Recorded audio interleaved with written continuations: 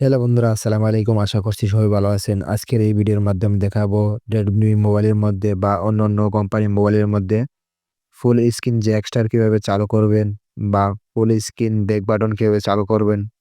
ফুল screen back button চালু করার জন্য চলে যাবেন সেটিংসে।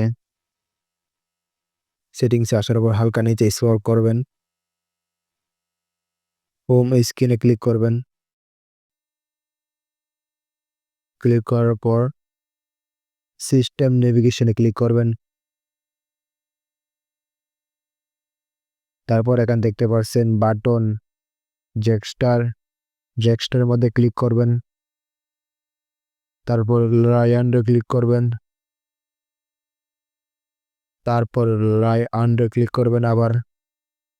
ক্লিক করার পর এখানে দেখতে পাচ্ছেন বন্ধুরা, উপরে কোণার মধ্যে ব্যাক বাটনে ক্লিক করবেন।